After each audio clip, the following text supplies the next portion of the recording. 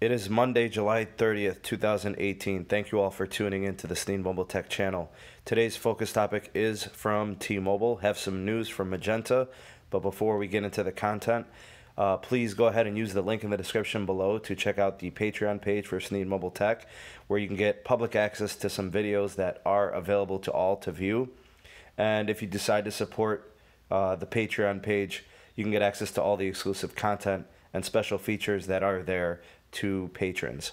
So please check it out, link in the description below. And of course, if you appreciate what we're doing here with the channel, please consider a PayPal donation, link in the description box as well.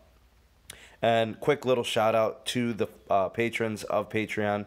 We have David Brown, Breon Bowser, Peter Burrell, hopefully I said the names right, and the last one and most recent one, Brian Lemus. Thank you all for your continued support to the Patreon page. Much appreciated. So now that we've got all that taken care of, let's get into the content.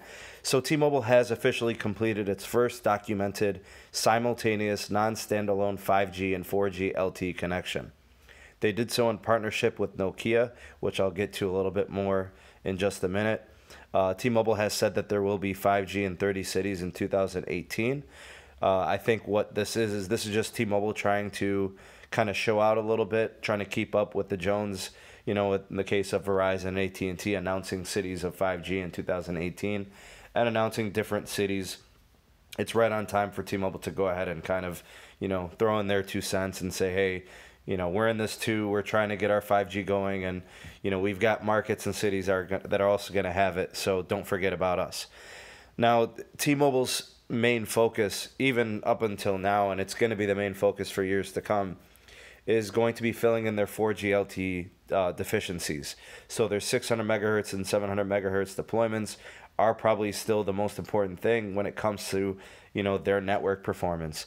So, in kind of the broad and the general and the grand scheme of things, 5G is going to be extremely situational in the early onset in 2018 and 19. It's going to be in areas that are urban, areas with high populations, or possibly in areas where there's flashes of congestion, where a lot of people are congregating for, certain events and things of that nature. So small cells and small cell broadcasting, 5G to help with capacity is really what it's going to be in the case of 2018, 19, and even 2020.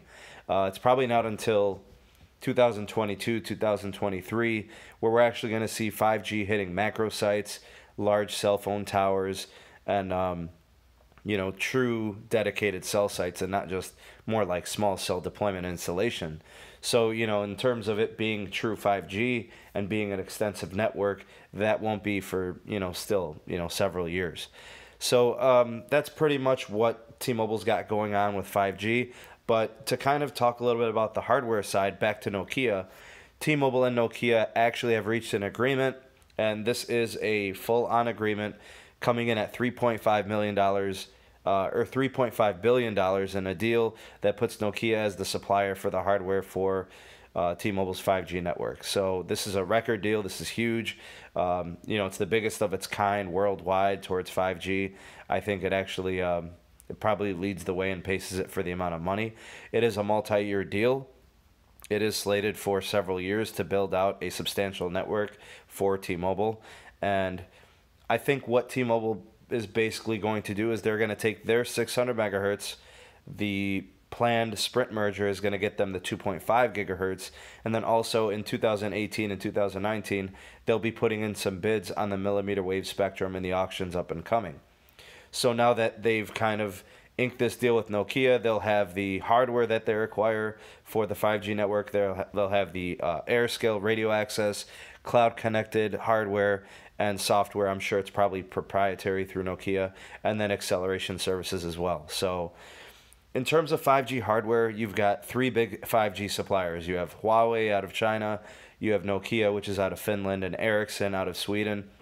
We already know that Verizon has deals with Ericsson and Samsung, so there's a couple of names in there as well. All of these suppliers, Huawei, Nokia, Ericsson, they've struggled since 2015 in terms of the equipment sales, as it relates to 4G LTE. 4G LTE kind of peaked. It was, big in 2009, 2010, 11, 12, 13. And then in like 14, 15, it started to slow down because, really the only thing that was required was, antennas and, broadcasting antennas, and then changing some software configurations and just realigning, how exactly the antennas were pointing out to the public to utilize the towers. So I think this is really good news for Nokia. And in general, I think it's good for all of the suppliers for the 5G networks, because we know that now the carriers are starting to build out some of their, fundamental basic infrastructure of what 5G is going to be in the next couple of years. So let me know your thoughts and opinions on what T-Mobile is doing in some of these partnerships. And, I'd like to hear from you guys, so drop me a line in the comment section below. So that's it for the video. Thank you all for watching. Please rate the video, subscribe to the channel if you haven't done so already. Ding the bell to get notified whenever I upload new content. Thanks again for watching. This is Sneed from Sneed Mobile Tech, and I will see you guys on the next one. Peace.